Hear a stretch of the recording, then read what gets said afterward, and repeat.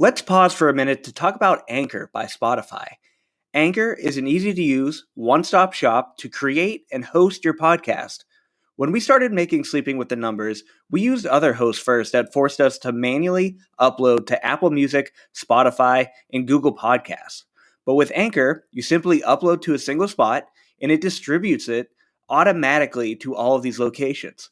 But that isn't all. With Anchor, you can easily record, edit, and even add music directly from Spotify to your podcast to make it sound even better. So if you've been waiting around to create a podcast, wait no longer, because Anchor by Spotify makes it extremely easy to do. Anchor is completely free and can be used by downloading the mobile app on iOS or Android, or even right from their website, anchor.fm. Make an account today and get podcasting. As far back as I can remember, I always wanted to be a gangster.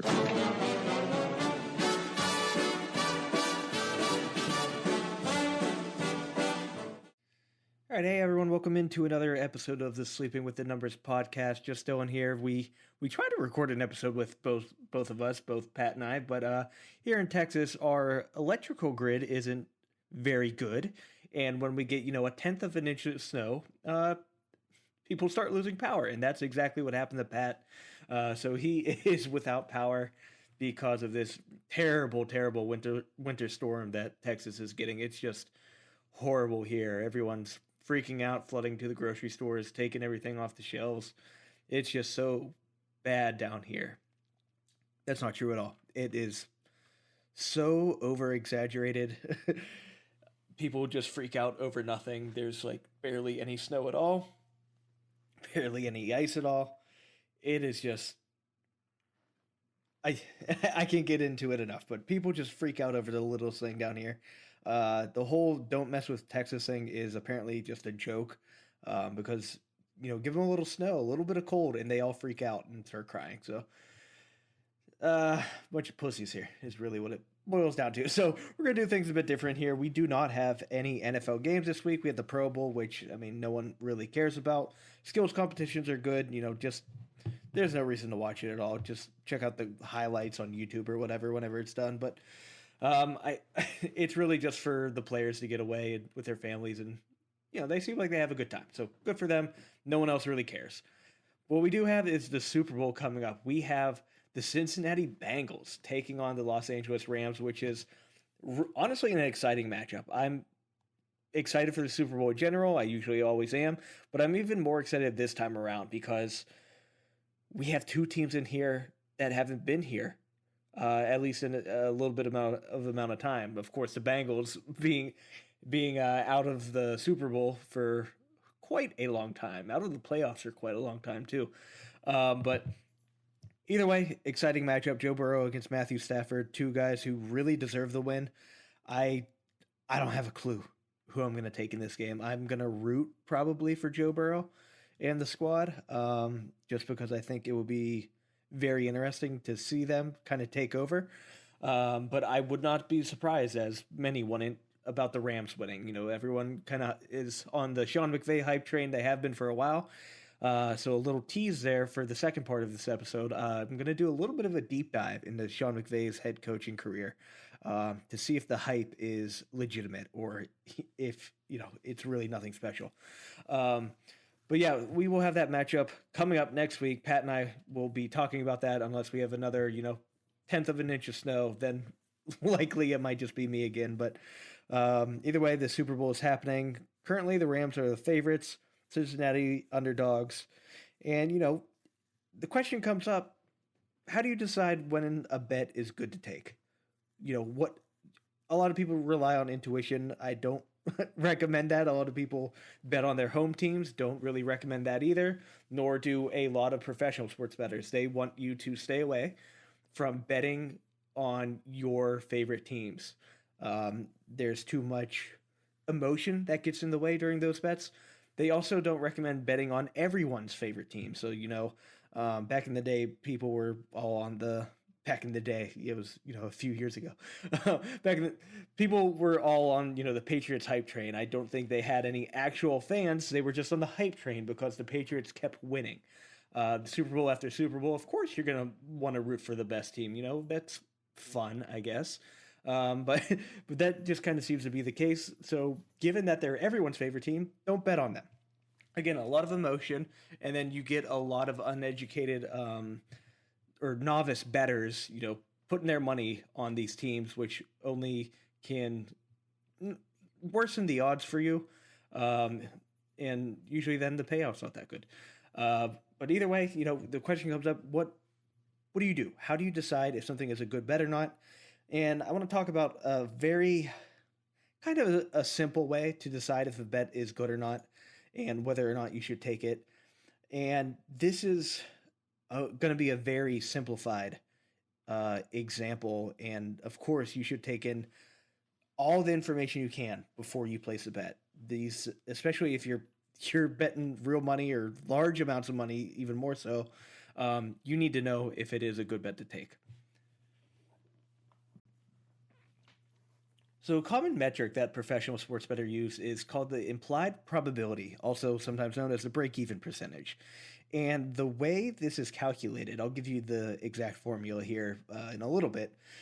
But basically, you take the odds, and based on those odds, you get a quote-unquote implied probability. So, for example, here is the formula for a favorite. A favorite is, of course, designated by the negative odds. So let's just say like minus 120. That's an easy one to do here. So the formula is the absolute value of the American odds divided by the absolute value of the American odds plus 100. After you divide that, you multiply that all by 100 to get your percentage. Let's walk through an example here. Let's go with my home team, even though you shouldn't do that. Steelers are favored to win a game. They're the favorites in this game at minus 120. To calculate the break-even percentage here, you take that 120. Again, we're taking the absolute value, so it is just 120. And you're going to divide it by 220, right? Because it's 120 plus 100. After you divide that, you're then going to multiply it by 100 to get the percentage. And that ends up being 54.55%. So that is your break-even or implied probability. Now, okay, cool. What does that mean? When we talk about probability, it's usually, almost always, in a percentage form, fraction form, decimal form. A lot of times you'll see it as a percentage. And when people talk about implied probability based on the odds, that's basically saying that the Steelers, in this example, at a minus 120 favorite, have about a 54.5% chance of winning this game or covering this spread, whatever the odds are that you are converting to implied probability. Okay, great. What do we do with that? Well, from there, you need to come up with a way. It could be some mathematical model that you come up. Maybe you follow one of these sports betting websites such as Pro Football Focus or Action Network. From there, you can kind of get an actual win probability that they came up with. And of course, they're taking time to come up with these win probabilities for these matches, so you don't have to. Of course, kind of like we do here, you can come up with your own model and get these percentages yourself. And basically, again, we're going to use this example of 54.5% implied probability. This is a good bet to take when you believe that their actual probability of winning is above that 54.5%. So let's say you run your model or you look at Pro Football Focus's model, Action Networks, whoever's model, and you decide that the Steelers actually have a 60% chance of winning. Well, that 60% chance is above that 54.5% implied probability. Given that, again, very, very, very simple, basic example, if we're only taking into account this implied probability, you should take this bet because you believe there's actually a 60% chance of them winning and not the 54.5. And then another term that you'll see here is edge. And edge is basically the probability you believe or your model believes that a team will win, so 60% in this case, minus the implied probability. So let's just say 54.5 here. So if we take 60 minus 54.5, we get a 5.5% edge. And given that, when you have a positive edge, take the bet. Now, of course, that's way oversimplified. There's a lot of other factors you should take into account, but this is a good one. This is a good one to take into account. And really what it means is if you bet on every team or every wager that has minus 120 odds, you need to be correct 54.5% or more of the time in order to win money. If you are exactly 54.5% correct on these bets, you break even. That's why it's known as a break-even percentage. Again, the other name is implied probability. So this is just something you can take into account when you are making your wagers. Now that example was for favorites, the minus odds, right? Now how do we do it for the underdogs or the plus odds? So pretty much the same thing. The calculation this time is 100 divided by the absolute value of the American odds plus 100, and then you multiply all that by 100 to get your percentage. So again, let's walk through an example here. So let's say the Bengals. Let's say the Bengals are 110 plus 110 odd underdog. Sorry. So you take 100 divided by 210, right? Because it's 100 plus the absolute value of the odds, 110. And then you multiply that by 100. And that will give you 47.62% implied probability. And you're probably like, oh, wait a minute, that's lower than the one we did for the Steelers example. Exactly. Anytime you have an underdog odds or plus odds, it will be less than 50% implied probability.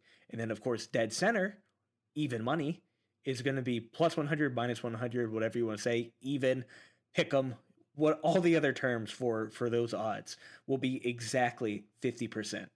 So when you see plus odds, it's going to be less than 50% for implied probability. When you see minus odds, it's always going to be over 50% for implied probability. And that makes sense mathematically, correct? Because if you're going to be getting paid out more by these underdog odds, so let's say plus 110 or whatever, you don't have to be right as often. And in this example, you only need to be correct 47.62% of the time if you're placing all the plus 110 odd bets. So again, very, very simplified explanation of this, but just a good thing to have in your tool belt when you are deciding whether or not to make a bet.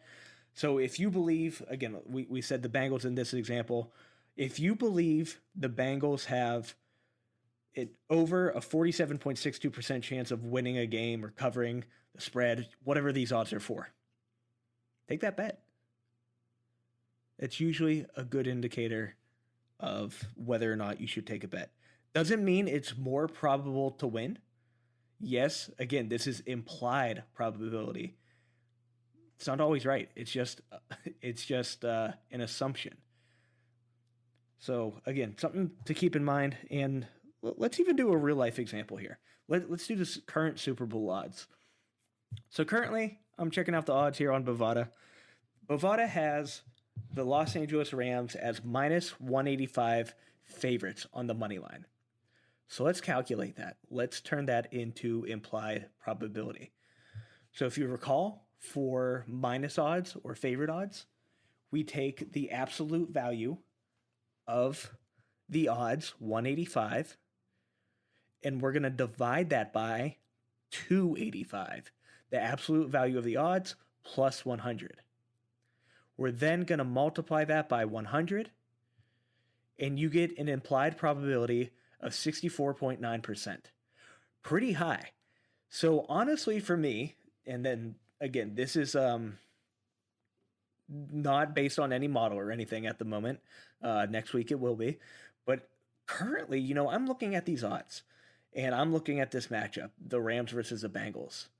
Do I personally believe that the Rams have a greater than, let's just round it up, greater than 65% chance of winning? Not really. I don't think I do. And because that's my belief, again, you can base it off your own beliefs or models, whatever you want to do. But given that my belief is they don't have a 65% chance or greater at winning the Super Bowl, I'm not taking this bet. I really do think that this is a lot closer than it looks on paper here. And again, we're going to do a deep dive here on Sean McVay here in a little bit, and maybe that will give some clarity into my thinking. Now let's do the other side. The Bengals have odds of plus 165. So again, they are the underdogs in this matchup. So for the underdog calculation, it's 100 divided by 265, 100 plus the absolute value of the odds, and then multiply that by 100. And in this case, it is 37.74%. Do I believe that the Bengals have a greater than 37.74% chance of winning this matchup? I do. I really think this game is close to 50%. Flip a coin here. Both teams are very talented. Rams, of course, have probably a much greater defense.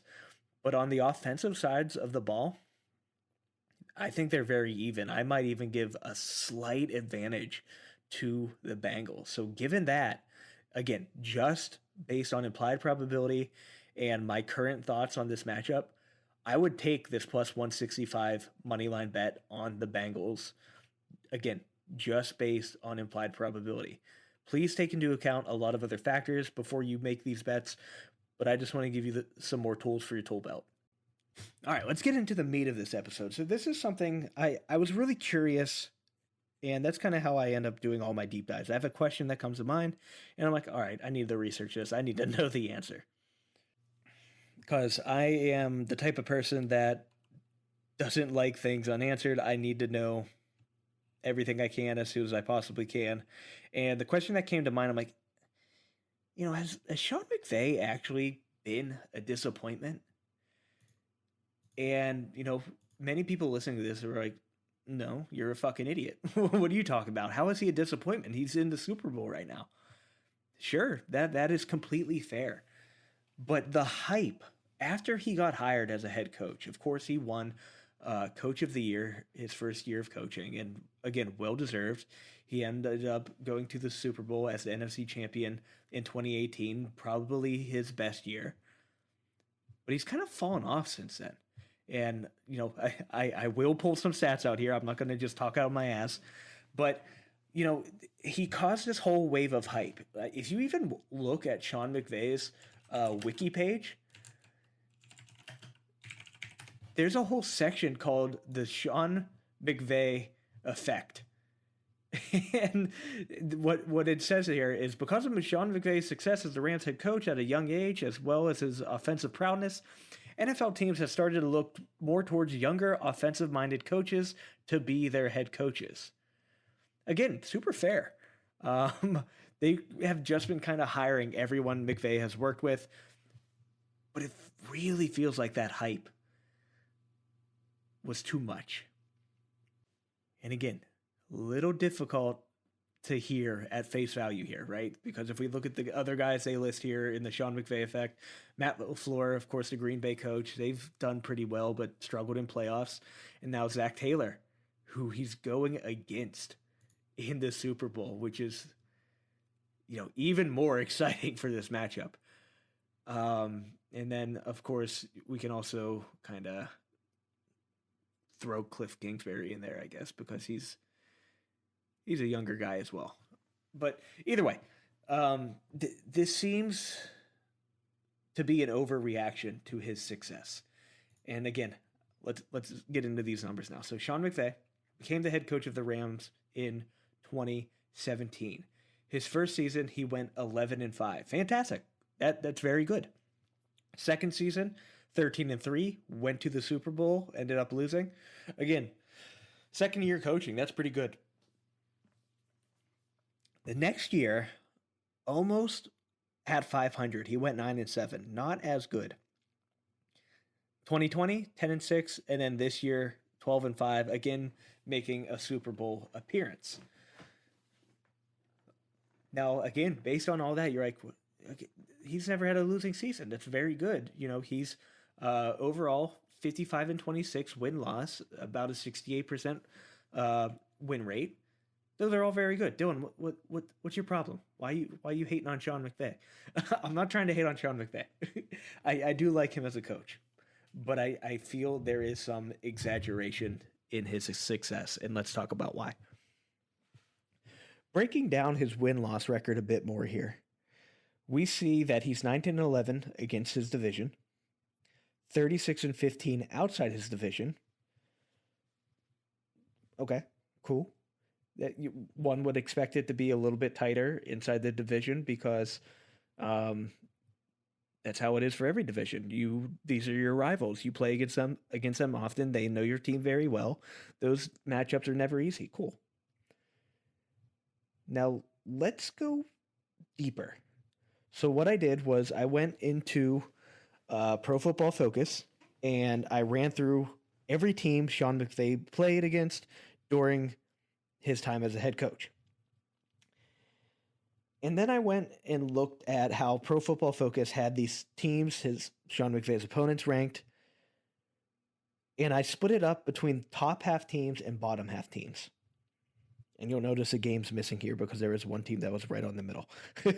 So when he faces bottom half teams, he is 33-4. Very good, right? But who cares? That's against shitty teams. Great. Good for you. I feel like most people should be able to do that. Like, no one should be amazed that you're beating these bad teams. He's won 89.2% of the time against bottom half teams ranked by Pro Football Focus. Other side of this coin, the top half teams. He's only 22-21. 51.2% win rate against these top half teams. And you hear this number here, and he's played a total of 43 top half teams and 37 bottom half teams. Almost half of his games, again, when you talk about it mathematically, it kind of makes sense. You should have it split between top and bottom half teams. But in my mind, if you want to be named a fantastic or a great or amazing head coach, you got to beat the top teams a lot more than you're doing here. A 51.2% win rate against these top half teams. And again, this is 1 through 16. I'm not saying, top 5 teams he's winning or losing against all the time. No. The top 16 teams. So there's teams that were here ranked 15th, 13th. It isn't just these top guys. It is just the top half. And he's only winning 51.2% of these matchups. 46.25% of his matchups have been against bottom half teams. 60% of his wins have been against bottom half teams. Again, cool, he's getting these wins, but they are not against very good teams when he is winning. And we've seen him struggle before. We've watched him lose twice to San Francisco this past year. And yes, they ended up edging them out in the playoffs to get them to the Super Bowl. Barely. He barely won this matchup. So now if we go and we look, let's just do this. Let's read through the teams that they played against this season. Bears, bad. Colts, pretty good. Tampa, very good. Arizona, they were kind of middle to upper. I do like them, but they underperformed. Seattle, not good. Giants, not good. Detroit, terrible. Houston, terrible. Tennessee, pretty good, but kind of not good once they lost Derrick Henry. Was he in this game? No. Adrian Peterson was the starting running back for Tennessee that game. So, not great there. San Francisco, they were pretty good. I believe they were in the top half this season. Played Green Bay, lost to Green Bay. Green Bay was, again, a very top-tier team. So getting a loss there. Jacksonville, terrible. Cardinals, we talked about. Seattle, we talked about. Minnesota, nothing great. Baltimore, without Lamar, they barely win that game. They win by 1 point. San Francisco again, talked about them. Arizona again. They beat Tampa in the divisional round. This one's tough, right? Because we already said Tampa's a very good team, but they were very hindered in this matchup, right? A lot of people banged up. No Chris Godwin. Antonio Brown's gone because he's an idiot. But they again barely win this game, 30-27. San Francisco matchup we just talked about, barely win this game, 20-17. I hope I'm getting my point across here that every time he's barely squeaking out wins here. And if you are supposed to be this amazing top tier coach, these should be a lot easier wins than they're looking. And I feel like I've said that a lot as a Steelers fan because we do the same exact shit. Coach Tomlin never had a losing season. Big Ben never had a losing season. Great. Why are we losing to all these damn shitty teams and then we'll beat some of the good ones, just barely. It's a weird thing to see, but in my mind, it seems overhyped. I don't want to take anything away from Sean McVay and what he's accomplished here as a young coach and how he was able to open the doors for other young coaches. That's what we need. That's what we need. We need new minds in this game running these teams. And that's how we'll kind of see the NFL evolve, and that makes the game exciting. Back to my point about how easy his schedule has been since he's been a head coach. Since he became a head coach in 2017, the Rams have had the 20th hardest strength of schedule. So bottom half in terms of strength of schedule. So again, just really harping on my point here that he's been beating very bad teams most of his time as a head coach. Is Cincinnati a bad team? As a Steelers fan, I want to say yes, but no, they are not. They're very good.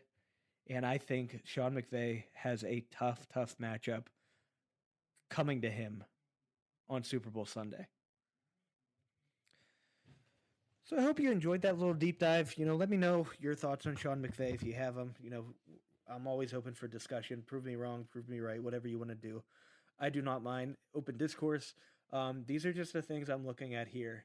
I love statistics, and that this was just an interesting thought that came to my mind.